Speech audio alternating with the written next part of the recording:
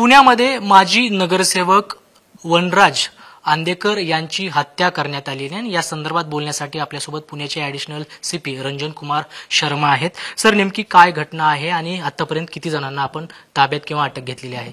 काल रात्री 9:30च्या सुमारास खडक पोलीस स्टेशनच्या हद्दीमध्ये इनामदार चौक या ठिकाणी वनराज आंदेकर आणि त्यांचे चुलत भाऊ उभे होता। त्याच वेळी मोटरसायकल सवार लोक आले आणि त्यांच्यावर हल्ला केलेला आहे। या हल्ल्यामध्ये जे आहे से 5 राऊंड फायरही झाले होते आणि धारदार शस्त्राने त्यांच्यावर हल्लाही झालेला आहे आणि त्यामध्ये जे आहे त्यांची मृत्यू झाला आणि ज्यावेळी त्यांना केएम हॉस्पिटलला आणले होता त्यापर्यंत त्यांची जे आहे मृत्यू झाली होती। त्यांचे पुढील तपास चालू आहे आणि आता त्यांचे पीएम जे आहे ससून हॉस्पिटलला चालू आहे। या केसमध्ये आतापर्यंत 4 आरोपी यांचे जे आहे अटक करण्यात आलेला आहे आणि बाकी आरोपीचे शोध आणि तपासणी चालू आहे।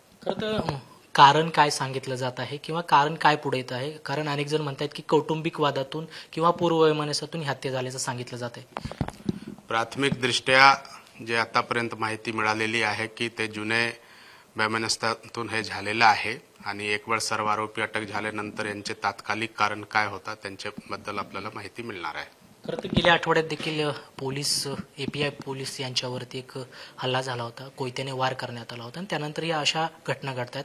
हडपसरमध्ये देखील आज सकाळी हत्या झालेली आहे। कायदा आणि सुव्यवस्थेचा प्रश्न निर्माण झालेला असं वाटतंय तुम्हाला? नाही, यांच्यामध्ये आपल्याकडून भरपूर जे आहे प्रिव्हेंटिव्ह ॲक्शन आणि बाकी गोष्टी चालू आहे। पुणे शहर जे आहे एक मोठा शहर आहे, लोकसंख्या जास्त आहे आणि त्यामुळे जे आहे से बरेच वेळ इथे घटना होतात, परंतु आपला पुणे पोलीस जे आहे प्रिव्हेंटिव्ह ॲक्शन आणि बाकी सर्व कारवाई जे आहे चांगल्या पद्धतीने करत आहे।